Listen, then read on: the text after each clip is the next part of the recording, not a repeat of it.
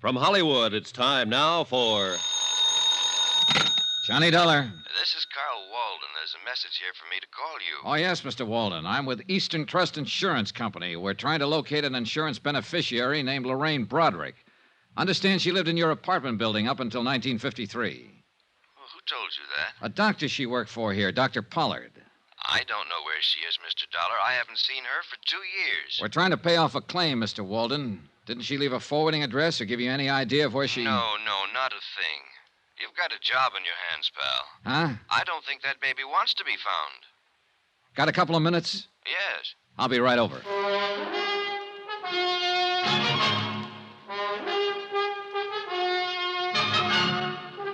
Tonight and every weekday night, Bob Bailey in the transcribed adventures of the man with the action-packed expense account, America's fabulous freelance insurance investigator. Yours truly, Johnny Dollar.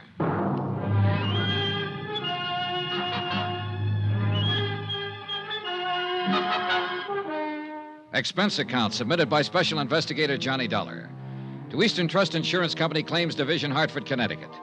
The following is an accounting of expenditures incurred during my investigation of the Broderick matter. Lorraine Broderick, that is, missing. Expense account continued. Item 6, $14 even, photographs. The photographer who had taken the pictures of the 1948 graduating class at St. Charles High School still carried the proofs in his files. Among them, 4 poses of Lorraine Broderick. I'd stopped by to get them on my way out to see Carl Walden, apartment house manager. He hadn't changed his mind about anything since our phone conversation. No, sir, she doesn't seem to want anybody to know where she is. She'd have left a forwarding address or something like that. Instead, she pulled out in the middle of the night bagging baggage, and that's the last we ever saw of her. Just when was this, Mr. Walden?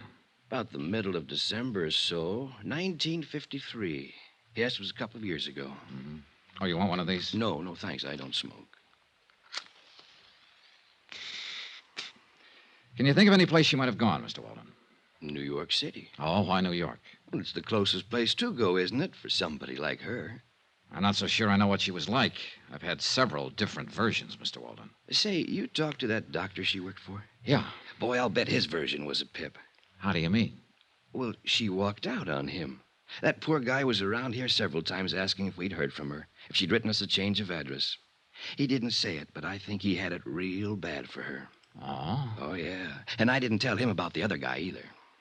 Well, suppose you tell me about the other guy, Mr. Walden. Well, why not? Well?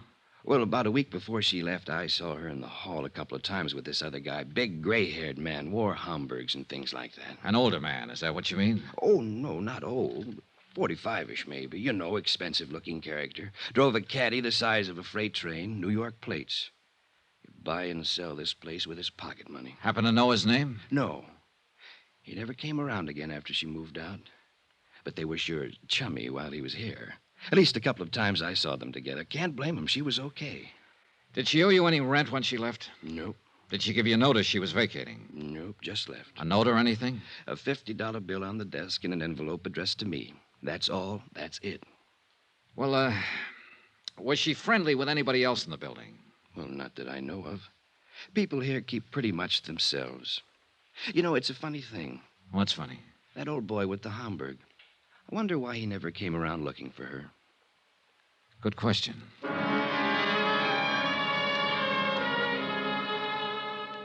Expense account item 7, $22, advertisements. I placed ads in the personal columns of every New York paper. Anyone knowing the present whereabouts of Lorraine Broderick, please contact. I spent the rest of the day interviewing the Cadillac dealers in town on the off chance that one of them might have serviced the Cadillac with a New York plate sometime in December of 1953. No one remembered the man Walden had described. I even tried the service records. Impossible to check. The case was stalemated that way for 5 days. Last Tuesday, things picked up. Johnny Dollar. Hello? Hello, who is this? Johnny Dollar? Yeah. Can you hear me very well? Johnny, I'm calling from New York. Hey, who is this? Why, it's Lorraine. Lorraine. Yes, I saw your advertisement in the papers, Johnny. I wondered what you wanted. Johnny. Why, yes, that's what I always called you, isn't it? You never met me before in your life. Hey, what is this? Why, just a moment. Go ahead, Mr. Dameron. Mr. Dollar, Yeah. just what is your business with Lorraine Broderick? I want to find her to pay off an insurance claim. Now, who are you? I see. I'm sorry. I asked my secretary to say she was Lorraine. I've been listening on the extension. I'd like a little more explanation than that, Mr.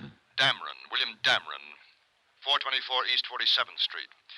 I know how all this must sound to you, Mr. Dollar, but I'm not trying to confuse you. Well, I am confused. Do you know Lorraine Broderick? Yes. Then let's take it from there, Mr. Dameron.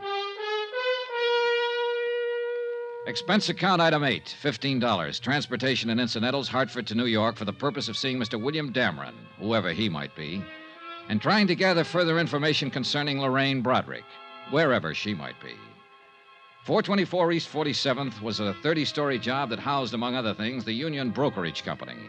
This happened to be located on a ground-level suite. It also happened that Mr. William Dameron was president of same. He looked about the way I expected. Of course I knew Lorraine Broderick, Mr. Dollar. I apologize again for that awkward subterfuge on the telephone. You say you represent an insurance company? That's right. May I see your credentials? Well, sure. Here you are. Investigator. Thank you. We're trying to pay off on a policy, Mr. Dameron. A man named John Smith left Lorraine Broderick a small estate of $1,500. I see. Can you tell me where she is right now? I'm afraid I can't. Oh, sit down, Mr. Dollar. Sit down, please. Oh, thanks. I take it you knew her in Hartford. That's right, I did. She came here to New York with me. Oh? Let me assure you, there was nothing improper about it. I met Lorraine when she was working for a dentist there, a doctor, whatever it was. I happened to have had a little dental trouble on a trip there. I found the dentist and I met her. When I suggested she drive to New York with me, I did it with the understanding that we were to be married here. Uh-huh. You couldn't have known her very long, Mr. Dameron. A week. No one could have been more surprised than myself at my own conduct. And still more surprised when, once we arrived here, Lorraine disappeared. Yeah, that seems to be a habit of hers. Tell me about it, Mr. Dameron. Look, you're talking to me, not the insurance company. Very well. It was Christmas Eve of 1952. Lorraine was staying with my sister Pauline up in Westchester County. I picked her up about 6 o'clock that evening to go to a party out on Long Island. Between here and Long Island, we stopped for gasoline. I left the car for a moment, and when I came back, Lorraine was gone. And, that's it. Did you see her or hear from her after that? No, I didn't. Did she leave a note in the car, a message of some kind? No. I don't quite get this, Mr. Dameron. You were going to be married after you knew her only a week. You brought her here to New York, and a few days later, she just stepped out of your car in a filling station and disappeared. It's quite reasonable from her point of view, I suppose. But not from mine. It doesn't make sense. Did you have a fight, an argument or something? Oh, no. Well, what was it? Nothing. I don't think I would ever have argued with Lorraine. Lovely, gentle, sweet. Yeah, I know. What about her things? What things? Well, her clothes out at your sister's. Didn't she send for them, or what? Oh, no, she only had 2 small bags. They're still there as far as I know. Well, what did you do? Did you call the police? No, why? Well, I would if a girl I was going to marry disappeared like that. No, I'm afraid a call to the police would have been, well, rather awkward, a man in my position. Let me ask you this. Do you have any idea why she walked away? Yes. Perhaps it's of no practical value to you, though. Any information I can get will be helpful, Mr. Well, Dameron. all right, then. I think Lorraine was frightened. Of what? Of life, Mr. Dollar. Not people or circumstances, but life. Yes. You say that with a lot of conviction. Yes. Lorraine had always been, well, a poor girl. She lived with a rather decrepit uncle for a time after her parents were killed in an accident, an automobile accident, she said. And I think that I offered her the happiness and security she had always longed for. But I also think she was not mature enough or adjusted well enough to accept it. This is of no value, is it? Well, it might be. Can you tell me if she ever spoke of any ambitions? Maybe she wanted to go on the stage or become a nurse, something. Lorraine simply wanted to be my wife and live here. I can see you find that difficult to believe when I'm almost old enough to have been her father. But that is not the reason Lorraine walked away from the car that night. Believe me, Mr. Dollar, unless I'm terribly mistaken, she was very much in love with me and wanted to marry me. Have you tried to find her, Mr. Dameron? No. No, I have not. I waited around the filling station that night hoping she'd return, but I didn't report the matter to the police, as I said before. I intended to hire private detectives to locate her, but then I gave that up, too. I'm afraid I don't understand this. If you loved her... Would this make it more understandable? Lorraine was a rational, normal human being when I left her in that car. No one forced her away from it, or me. The man at the filling station said she merely stepped out and disappeared down the street. She left of her own free will, for her own reasons. I think I see your point. Thank you. I've hoped that one day she would appear at my door, contact me, come to me. But she hasn't. The most matchless woman I've ever known. Is there any way I can help you more concretely? If you could tell me the exact location of that filling station. Yes, I believe I can do that, but why? Last place she was seen alive. Oh, that word alive. Just a word, Mr. Dameron. Have you spoken to many people who knew her? A few. The dentist she worked for, an apartment house manager, principal in her high school. Mm-hmm. Yeah, I think they all told me the truth. The what? The truth. You know, how it actually was.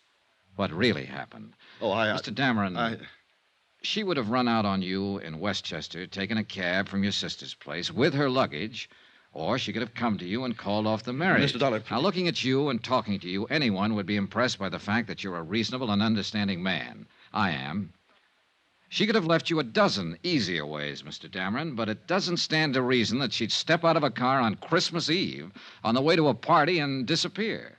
With no luggage, with the clothes on her back, and no more. Women don't do things like that. They want an overnight bag, a change of clothes, somewhere to go to. It doesn't make sense. But that's exactly what she did. They don't do it that way unless there's a mighty good reason. A real gilt-edged reason, Mr. Dameron. Something that says what's ahead is better than what's being left. How much did she swipe? What? What did she take? How much? Close to $6,500. $6,500. Lovely, sweet, gentle. She took it from the wallet in my overcoat while I was talking to the filling station attendant. I would have given it to her gladly. All of this, everything. But she had to steal it from me. She had to steal it from me like some common little thief. There's truly no fool like an old fool. Is there, Mr. Dollar?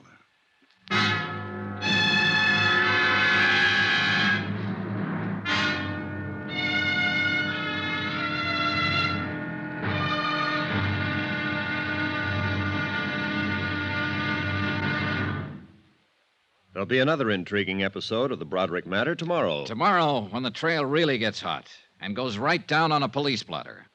Join us, won't you? Yours truly, Johnny Dollar.